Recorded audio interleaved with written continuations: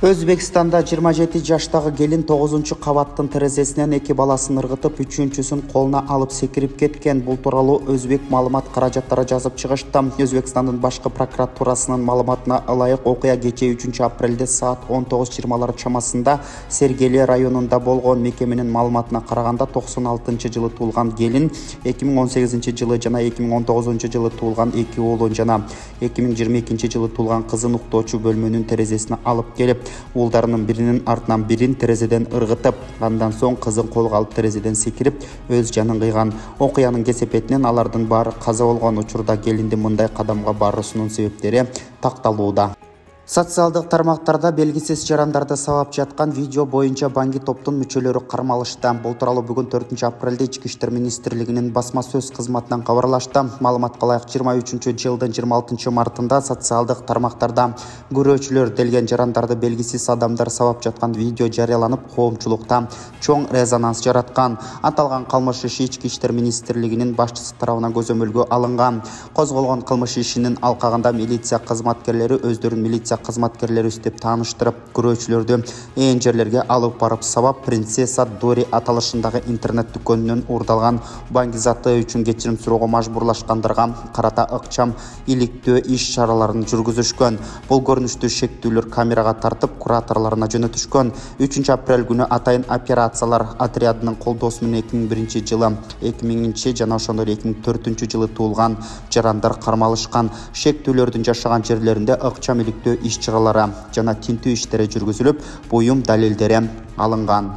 Өлкө башчысы Садыр Жапаров кабар маалымат агенттигине берген маегинде Бишкектин Ленин районунда шайлоо кандай өтөрү тууралуу айтып берген. Ошондой эле президент бир дагы талапкерди кабыл албаганын жана кабыл албай турганы менен баса белгиледи. Мен эч бир талапкерди кабыл алган жокмун жана кабыл албайм дагы. Биз илгерки замандагы мындай жосундарды унутушубуз керек. Саясатчылардын баары шайлоолор боюнча жаңы заман келгенин билип, сезиши керек. Ооба, мурда ошондой болчу. Президенттин батасын алмай шайлоого аттанышпайт эле. Мындан ары кандай гана шайлоо болбосун, президент жана башка бийлик өкүлдөрү кийлигишпейт. Кимдир бирөөнү сүрөгөнгө жол бербейм. Биз жөн гана арбитр болуп беребиз. Ким утса ошол өтсүн. Көпчүлүк эл кимди тандаса, ошол талапкер депутат болот. Мындан ары мурдагыдай айыл өкмөттөрдүн, мугалимдер менен медиктердин кайсы бир талапкерге иштешине дагы жол бербейбиз. Иштегенин билип калсак, жоопко тартабыз деп баса белгилеген. Ошондой эле кыскасы мындан ары кандай гана шайлоолор болбосун таза өтүп турат буйруса деген өлкө башчысы Садыр Жапаров. Бишкектин борборундагы адамдар көп өтүүчү эки жерге жер астынан өтүүчү өтмөктөр курулат. Мэрдин айтымында жер алдынан өтүүчү өтмөктөр Бишкектеги Бейшеналиев, Киев жана Чуй проспектиси Шопоков көчөлөрүнүн кесилишинде курулмакчы. Бейшеналиева, Киев көчөлөрүнүн кесилишиндеги жер астынан өтүүчү өтмөктүн курулушун баштай берсек болот. Кура турган дагы жеке инвестор бар. Аны жасайбыз. Ал эми Чуй, Шопоков көчөлөрүнүн кесилишинде инженердик коммуникация аябай көп болуп жатат. Чоң канализациялар өтө көп экен. Ошонун баарын сыртка чыгарып, башка жактан алып өтүш керек. Анын жанында кафе жана башка нерселер коюлуп калыптыр. Анын баарын бузуш керек. Бул жер даяр болсо, аны дагы курабыз. Негизгиси бардык жерде ойдон. Мен дагы шаардыкмын, мен дагы жакшы болсо, оңосо деп ойлоп жатам. Бирок буга убактыбыз дагы кээде каржы жагыбыз дагы жетпей калып жатат. Бирок баарын жасайбыз. Биз жасабасак ким жасайт деди Бишкектин мэри. Бишкектен Москвага үзгүлтүксүз авиакаттамдардын саны көбөйөт. Бул туурасында Манас эл аралык аэропортунун маалымат кызматынан кабарлашты. Ушул жылдын 30-апрелинен тарта атамекендик Аэрономат Airlines авиакомпаниясы Бишкек-Москва Бишкек багыты боюнча туруктуу авиакаттамдарды ачууну пландаштырууда деп айтылат билдирүүдө. Анда белгилегендей, Бишкектен Москвага үзгүлтүксүз авиакаттамдардын саны көбөйөт. Манас аэропортунун Орусиянын Внуково аэропортуна учуулар жумасына 2 жолу шаршемби жана жекшемби күндөрү аткарылышы көтөлүп жатат.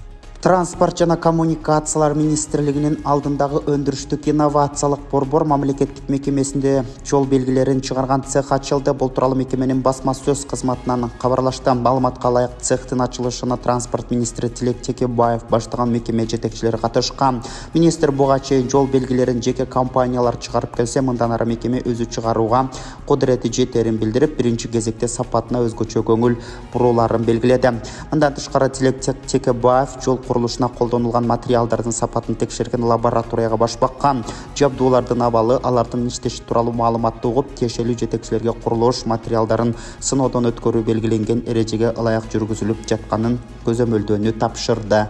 Маданият министринин биринчи орун басары Кайрат Иманалиев эл аралык айтышта байге менен кайткан Токмакандар Нурайым Бактияр кызы менен Изат Айдаркулованы кабыл алды. Бул тууралуу аталган министрликтен кабарлашты. Маалым болгондой, Кайрат Иманалиев Казакстанда жана Монголияда өткөн эл аралык сынакта экинчи орунду ээлеген Токмакандар Нурайым Бактияр кызы менен Изат Айдаркулованы кабыл алган.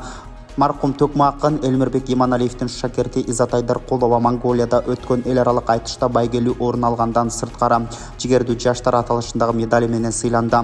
Министрдин биринчи орун басары таланттуу акын кыздарды жеңиш менен куттуктап алган сыйлыктарын тапшырды.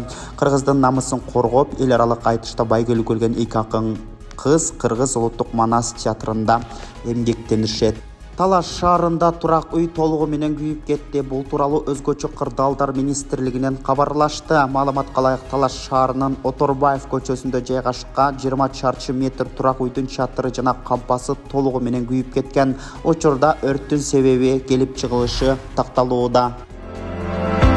Урматтуу Москва шаарындагы мекендештер, эгерде чек арага кирди чыктыга муктаж болсоңуз же документтин мөөнөтү бүтүп жатса, анда биздин кызматтан пайдалансаңыздар болот. Ар күнү өтө ыңгайлуу, заман талабына жооп берген жаңы автоунaalар Москвадан Казакстандын чек арасына каттоодо. Салону жумшак, бардык шарттары бар унаалар менен көп жылдык тажрыйбасы бар кыргыз жигиттери сиздерге өз убагында көңүлдүү барып келүүңүзгө толук шарт түзүп берип, паспорттарды кара тизмеден акысыз текшерип кызмат көрсөтүп алып барып келет. Жолдо ар кандай жагдайларда жардам берет. Андыктан 24 саат бою WhatsApp'тан же телефон номер аркылуу кайрылсаңыздар болот. Байланыш номеру +7.